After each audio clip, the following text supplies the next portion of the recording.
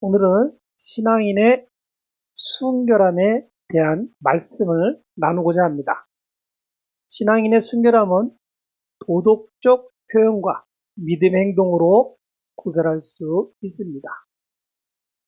순결한 신앙생활에서 신앙생활 하시는 분은 그분들의 삶을 살펴보면 그들에게서 4가지 정도의 공통적인 것을 찾아볼 수 있습니다. 첫 번째는 도덕적 행동입니다. 아마도 순결함을 지키기 위한 가장 기본적 행동일 수 있습니다. 예를 든다면 거짓말을 절제하거나 다른 사람에게 해가 되는 행동을 절제하는 것입니다. 두 번째는 믿음의 확신을 가진 충실성입니다. 신앙인으로서 종교의 가르침을 따르고 믿음을 지키려는 변화없는 인생을 유지하는 분들입니다.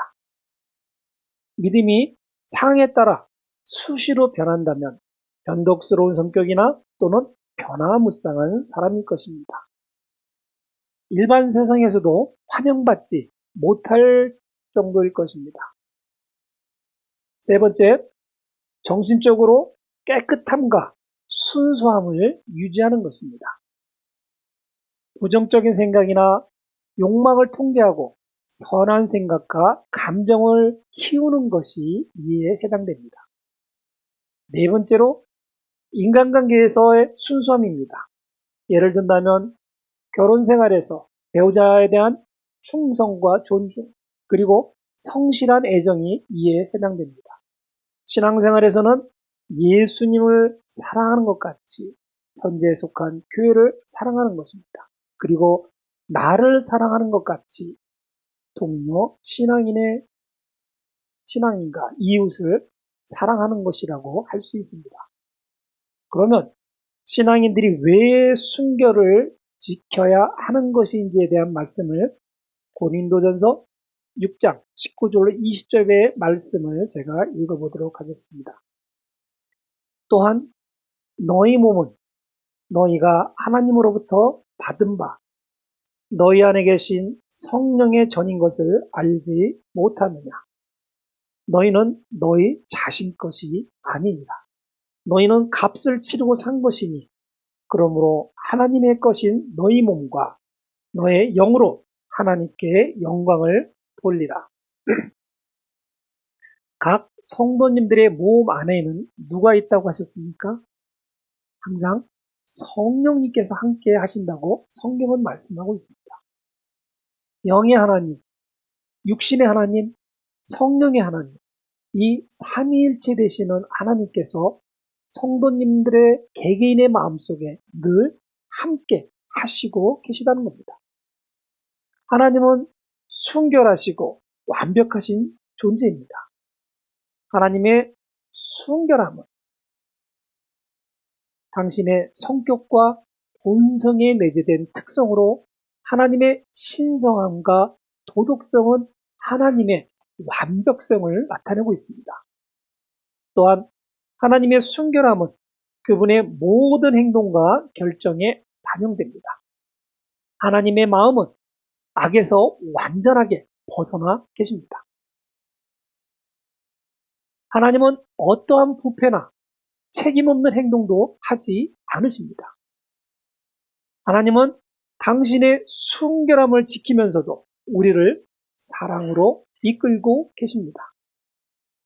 하나님은 우리가 당신과 교통하며 거룩함을 찾을 수 있도록 도와주시고 계십니다. 따라서 하나님의 순결함은 당신의 신성함과 거룩함을 강조하며 성도인 우리에게도 순결하고 거룩한 삶을 추구하도록 성령 하나님을 우리에게 보내주신 것입니다. 이처럼 완벽한 선이신 하나님을 신앙인의 몸에 내재하시기 위해서는 신앙인의 몸도 그만큼 순결해야 한다는 것입니다. 순결이란 절대 선과 동일합니다.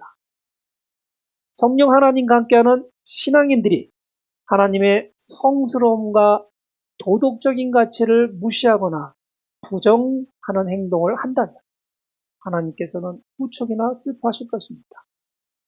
이는 신앙인 스스로가 하나님을 하나님 집에서 내쫓는 결과를 낳을 것입니다. 성도님의 몸은 성도님만의 것이 아니라 하나님께서 쉬시는 성전이자 하나님께서 온 우주 만물을 다스리는 사령실입니다. 하나님의 집이자 온 우주를 다스리는 본부인 성도님들의 몸을 그렇다고 하나님께서 거저 사용하셔야 하는 것은 절대 아닙니다. 예수님의 보혈의 핏값을 치르고 우리를 사셨습니다. 우리는 예수님께 사랑의 빛, 은혜의 빛, 생명의 빛 등을 빚진 자들입니다. 아마도 지금 이 말씀을 이해하기 어려우신 분들도 계실 것입니다. 그리고 이 말을 부정하려는 그리스인들도 있을 것입니다. 이 말씀을 이해하거나 긍정하실 때만이 내 몸이 거룩한 성전이 될 수 있다는 것을 우리는 알아야 합니다. 하나님께서 거하시는 그리스도인들의 몸이 얼마나 귀하고 값진 것인 줄을 깨달아야 합니다. 하나님으로부터 택함 받은 신앙인 한 사람 한 사람이 이처럼 귀한 것인데 인종 때문에, 색깔 때문에, 성별 때문에, 가문 때문에, 재력 때문에, 권력 때문에, 욕심 때문에 누군가를 차별한다는 것이 얼마나 부질없고 슬픈 현실입니까? 지금 유럽에서 왜 전쟁이 일어나고 있습니까? 이스라엘은 왜 전쟁을 하고 있습니까? 서로를 귀하게 보지 않기 때문입니다. 서로를 사랑하지 않기 때문입니다. 편협된 욕심 때문입니다. 전쟁은 인간의 가장 잔인한 행동들이 끊임없이 표출되는 악의 근원지입니다. 세상의 모든 사람들이 순결해지면 세상의 모든 악은 자동적으로 소멸될 것입니다. 세상이 지금도 악한 것은 여전히 세상 사람들은 스스로가 하나님의 자녀임을 망각하고 있기 때문입니다. 내가 귀하면 남도 귀한 것입니다. 믿는 사람들만이라도 먼저 기득권을 조금만 내려놓거나 나눠보면 어떻겠습니까? 그래서 모든 사람들이 신앙인들의 모습을 따라 실현할 수 있다면 우리는 전쟁 없는 평등 사회를 구현할 수 있을 것입니다. 예수님은 사람들에게 서로를 사랑하고 서로를 섬기라 명령하셨으며 모든 사람이 하나님의 사랑을 평등하게 받을 자격이 있다고 말씀하셨습니다. 사도 바울은 갈라디아서 3장 28절에서 유대인이나 헬레인도 없고 종이나 자유인도 없으며 남자와 여자도 없으니 이는 너희 모두가 그리스도 예수 안에서 하나이기 때문이라 말하며 평등의 중요성을 강조했습니다. 차별 없는 세상을 만드는 것이 곧 그리스도인들이 추구해야 하는 순결함의 의무 중 가장 먼저 행해야 하는 것이라 믿습니다.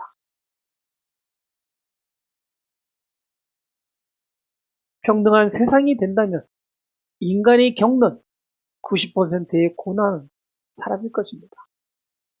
여기서 그리스도인은 어느 정도 선에서 순결함을 지켜야 하는지 아마 궁금하기도 할 것입니다. 순결하면은 생각보다 많은 것들이 포함되어 있습니다. 그러나 성경은 매우 단순하게 말씀합니다. 가장 대표적인 것들은 너는 내 아비와 내 어미를 공경하라. 그리하면 주 너의 하나님께서 내게 준 땅 위에서 내 날들이 길 것이다.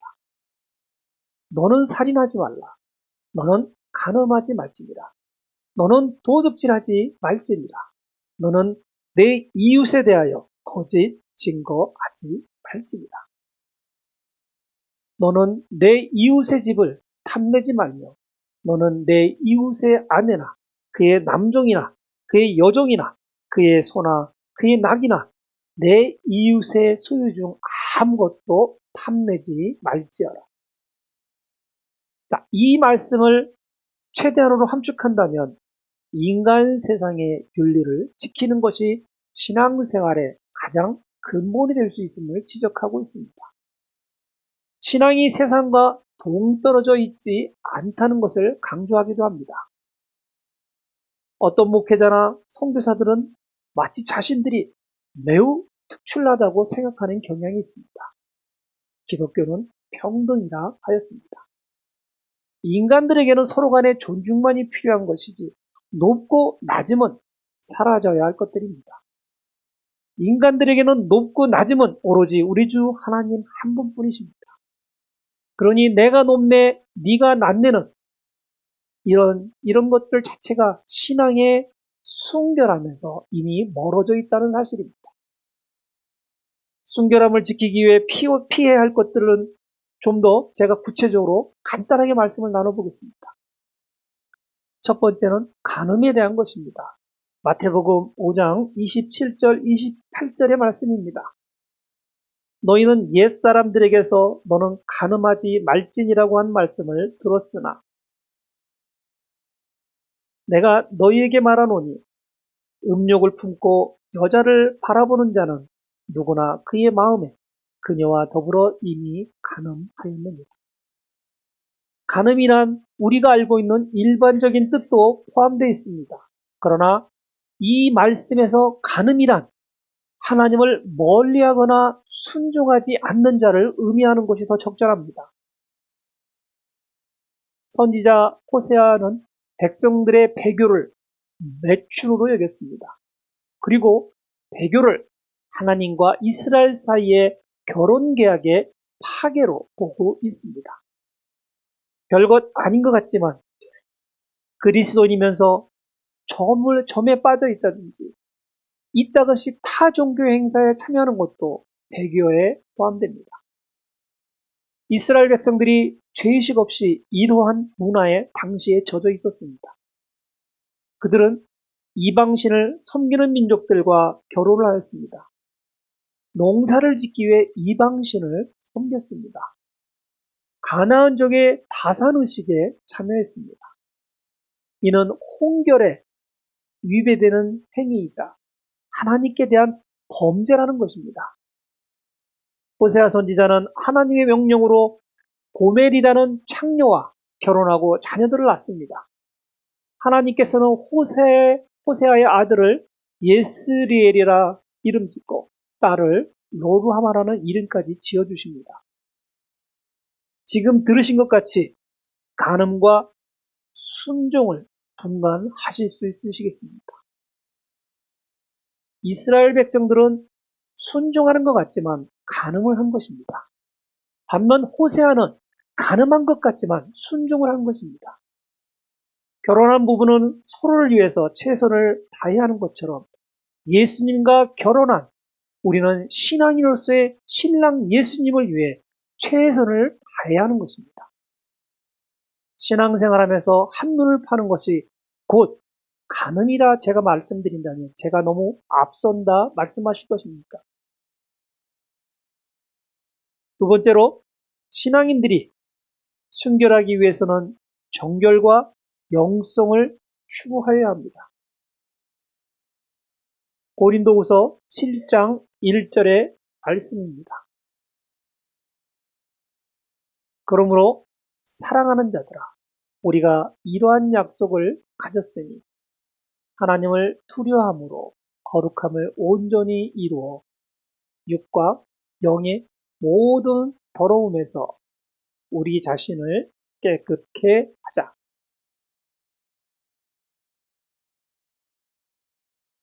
이 말씀에서 그리스도인들의 몸과 영을 깨끗게 해야 할 것을 강조하고 있습니다. 깨끗게 하는 것은 인간의 죄된 몸을 정화시켜야 한다는 의미입니다. 목욕을 통해서 몸에 묻어있는 더러운 때는 제거할 수 있습니다. 그러나 몸 안에 있는 죄는 정화할 수 없습니다. 스스로 반성했다고 그동안 지은 죄가 용서될 수는 없습니다. 인간의 방식으로 감옥에서 죗값을 치렀다고 진정으로 죄가 깨끗해지는 것도 아닙니다. 오직 회개를 통해서 하나님으로부터 영적 깨끗함을 받아야만 비로소 깨끗한 자가 될 수 있는 것입니다. 이런 사람을 성경은 거룩한 자, 정결한 자로 합니다. 신앙인이 정결한 상태를 유지할 때 비로소 영성이 깊어지기 시작하기 때문입니다. 기독교에서 영성은 성령님의 도움으로 하나님과의 깊은 관계를 향상시키는 것을 의미합니다. 관계를 향상시키기 위해서는 예수 그리스도의 가르침을 따르고 신앙적으로 성장하는 과정을 영적 성장의 과정이라고 합니다. 이 과정에서 그리스도인들은 예수 그리스도의 사랑과 은혜를 깨닫게 됩니다. 성령님께서 주시는 지혜와 권능을 통해 신앙 생활을 발전시키게 됩니다. 영성은 예배나 신교에만 국한되는 것은 아닙니다. 일상적인 삶의 모든 영역에서 신앙을 실천하고 예수님의 사랑을 전파하는 것까지 포함됩니다. 신앙인의 모든 삶을 포함하고 있는 것입니다. 즉 하나님의 거룩한 성전인 그리스도인의 몸과 마음으로 인해 하나님께서 기뻐하실 수 있는 조건을 성도님들 스스로 만들어야 한다는 것입니다. 신앙인은 항상 이러한 과정 속에 있어야 한다는 것입니다. 신앙인이 하나님처럼 결코 완전한 선이 될 수 없기에 그나마 선한 신앙이 될 수 있도록 마음다짐과 노력이 있어야 한다는 것입니다. 세 번째로 에베소서 5장 3절의 말씀입니다. 음행과 온갖 더러운 것과 탐욕은 너희 가운데서 이름조차 부르지 말라. 이것이 성도들에게 합당합니다. 여기서 음행이란 의미는 일반적 의미도 있지만 은유적으로 우상 숭배를 일컫습니다. 우상이란 하나님을 섬기는 것을 반대하는 모든 것이 우상입니다. 이 말씀은 제가 줄곧 반복하고 있는 말씀입니다. 때로는 배우자가, 때로는 자녀가, 때로는 직장이, 때로는 성도의 탐욕이 우상의 대상이 될 수 있다는 것입니다. 성도님들이 주일 성수를 하지 못하게 하는 대부분의 원인도 우상 숭배에서 기인합니다. 성도님들이 하나님께 순종하려는 것을 반대하는 모든 것이 우상 숭배가 되는 것입니다. 성도님들이 하나님의 말씀을 부정하려는 모든 것도 우상이 되는 겁니다. 성도가 동료 신앙인을 어떠한 이유로라도 하나님을 떠나게 했다면 그 성도도 우상의 대리인이 되는 것입니다. 하나님을 이용하려 하였다면 스스로 우상이 되는 겁니다. 교회를 이용하려 하는 것도 스스로 우상이 되는 겁니다. 목회자 때문에 성도가 교회를 출석하고 있다면 그 목회자가 바로 성도님들에게는 우상이 되는 것입니다. 하나님께서 순수하시기 때문에 우상을 섬기지 않으려면 신앙인의 마음도 순수해야 합니다. 하나님은 순수함을 바탕으로 펼치는 완전한 사랑, 그 자체이시기 때문입니다. 하나님은 그 순수함을 통해 온 우주 만물을 지배하고 계십니다. 그래서 성도가 순수함 속에 있을 때 회개의 역사가 일어나기 시작합니다. 순수함 속에 영성이 성숙해지는 역사가 일어나기 시작합니다. 오늘 이 자리에 함께 하시는 모든 성도님들이 순수함의 본이 되시기를 바랍니다. 사단에게는 순수함을 찾으려야 찾을 수가 없습니다. 그런데 사단은 하나님을 속였다고 자신만만합니다. 세상 권세를 자신이 다 가졌다고 믿고 있기 때문입니다. 그리스도인은 사단의 조개가 아니기에 결코 하나님을 속이려 하면 안 됩니다. 속이려는 마음 자체가 하나님의 자녀임을 스스로 거부하는 것입니다. 다시 한번 에베소서 5장 3절의 말씀을 읽어드리겠습니다. 음행과 온갖 더러운 것과 탐욕은 너희 가운데서 이름조차 부르지 말라. 이것이 성도들에게 해당합니다. 이 말씀을 준행하는 것이 순수함을 잃지 않는 길입니다. 순수함을 유지하면 얻는 것들이 더 많습니다. 이것은 순수함을 유지하는 성도들에게 보상으로 주어지는 하나님의 또 다른 선물인 은혜입니다. 이 은혜가 성도 각자에게 다르게 전달되어지기 때문에 무엇라 제가 특정지게 말씀드릴 수는 없습니다. 저에게 주어진 은혜로는 만족이라는 풍요로움을 얻었습니다. 채워지지 않았음에도 부족함에도 만족할 수 있는 평안을 얻었습니다. 성도님들도 하나님의 은혜를 잘 찾아보시기 바랍니다. 반면 순수한 신앙생활에 실패하면 잃어버리기 쉬운 것들이 있습니다. 시편 51장 10절에 12절의 말씀에서 우리가 잃어버리기 쉬운 것들에 대한 내용들이 있습니다. 오 하나님이여 내 안에 깨끗한 마음을 창조하시고 내 안에 바른 영을 새롭게 하소서. 주의 임재로부터 나를 내어쫓지 마시고 주의 거룩한 영을 내게서 거두어가지 마옵소서. 주의 근원의 즐거움을 내게 회복시키고 주의 자원하는 영으로 나를 붙드소서. 첫째가 우리의 삶을 이끌어주시는 정결하고 정직한 영이신 성령님의 소중한 관계를 우리가 잃어버릴 수 있다는 것입니다. 둘째가 하나님의 임재로부터 멀어져 우리의 거룩한 영이 하나님과 분리되어 소멸된다는 것입니다. 즉 우리는 다시금 죄의 굴레 속에서 방황하게 될 것이라는 것입니다. 셋째가 구원의 즐거움을 잃어버리고 자발적으로 섬기는 신앙을 잃어버린다는 것입니다. 지금 이 말씀을 받아들이기 어려운 분들도 계실 것입니다. 여태까지 성령님의 도움 없이도 살았는데 이제 와서 세상 힘든 생활 할 필요가 뭐가 있겠어라며 한쪽 귀로 듣고 한쪽 귀로 흘리실 수도 있습니다. 제가 옛날에 이런 마음으로 신앙생활을 비슷하게 살았기에 잘 알고 있습니다.